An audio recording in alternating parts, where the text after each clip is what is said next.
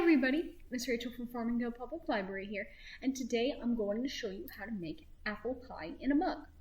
For this activity, you will need an apple. What would an apple pie be without apples? You will need a mug.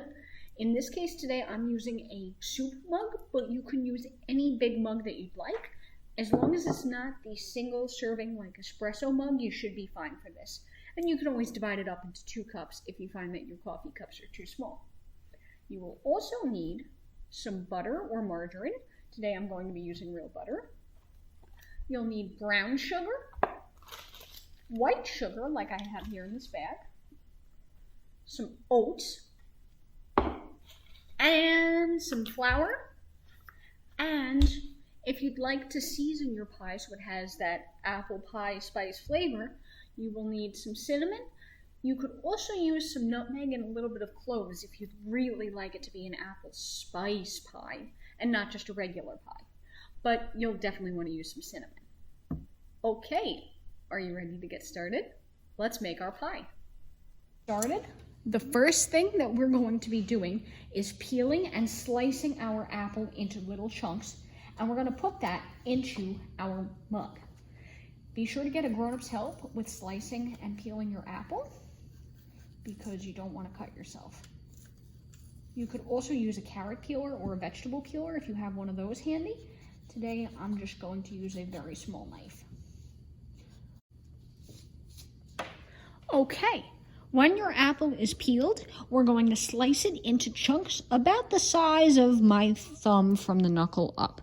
They don't have to be super big or super small. We just want them all to be about the same size so that it cooks evenly.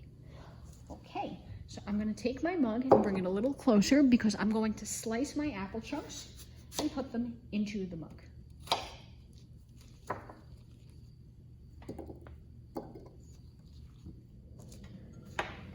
Okay, so here are my apple chunks in my mug. Next, we're going to add 1 teaspoon of white sugar and half a tablespoon of flour. Half a tablespoon of flour is actually about the same as 1 heaping teaspoon. So I'm going to just use a teaspoon measuring unit today. And I'm going to go half a teaspoon of flour, big heaping one, into my apples, and 1 regular teaspoon of sugar. There we go. As you can see, I have sugar and apples and flour. Next, I'm also going to add a sprinkle of cinnamon. You want about 1/4 teaspoon of cinnamon, but if you like your pie to be spicy like I do, you can always add a little bit more, like that. And what we're going to do now is we're going to mix it all together so that the apples are coated with the flour and the sugar.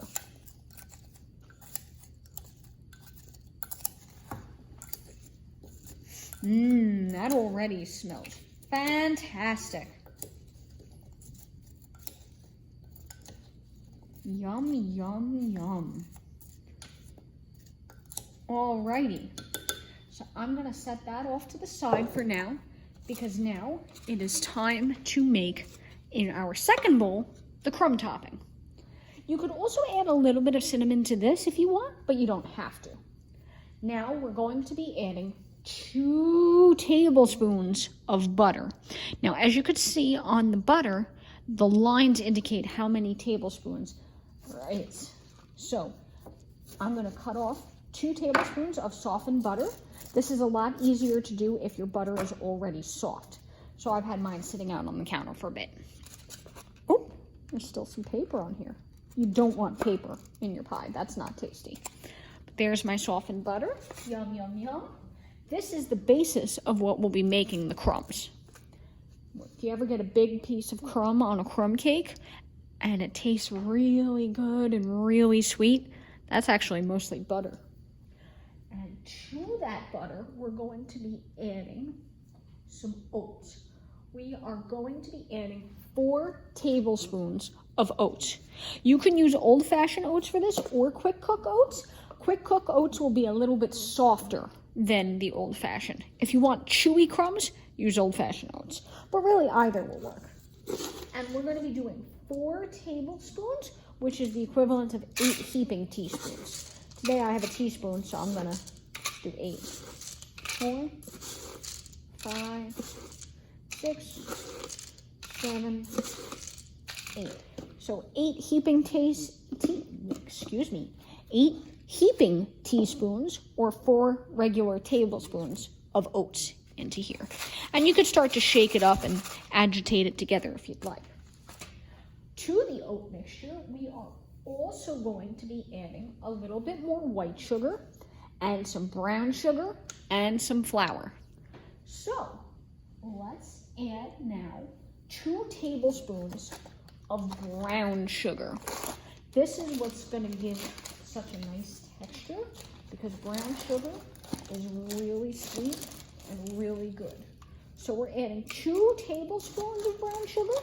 This is the equivalent of 4 heaping teaspoons. So 3, 4. Okay, so that's my brown sugar. And take it off my cloth.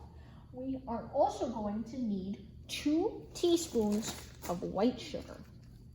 So here we go. 2 teaspoons of the white sugar.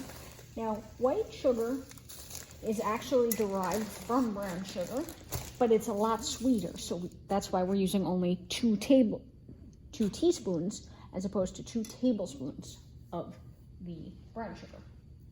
Okay, so we have our oats, our sugar. The last thing that we're going to need is some flour. We will be using 2 tablespoons of flour, which is the equivalent of 4 teaspoons. So 1, 2, 3, 4 teaspoons or 2 tablespoons.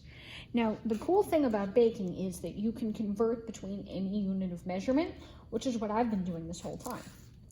And what we're going to do now is with our spoon, or if you'd like, you could also use your fingers, we're going to start mashing this together and chopping up that butter into little chunks and mixing it all together. Now, you don't want it to be all one uniform texture because then it'll just be mush.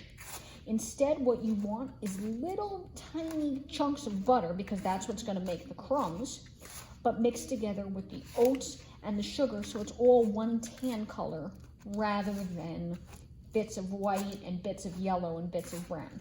We want it all to be one color that's the same, but still keep the individual clumps.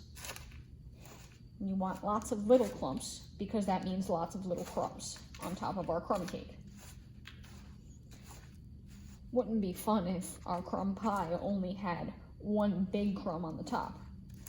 Well, maybe it would be for the one person who got to eat it, but if you're sharing this with anybody, it might be better with little crumbs. Even for one person, it might be better because once you eat it, then it's done. This way you get more crumbs. Okay, so here are my crumbs. And what I'm going to do now is I'm going to take my apple mixture in the mug. I'm going to put that down. And I'm going to scoop my crumbs over the top of the apples and then pack the whole thing flat. So we want it to be even and not too lumpy on one side. We don't want a mountain of crumbs on one side and no crumbs on the other. See? So I'm going to just flatten it out in my cup. Okay.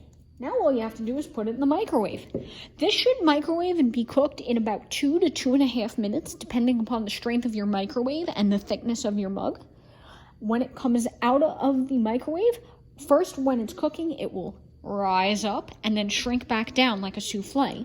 But when it does come out of the microwave, it will be very hot.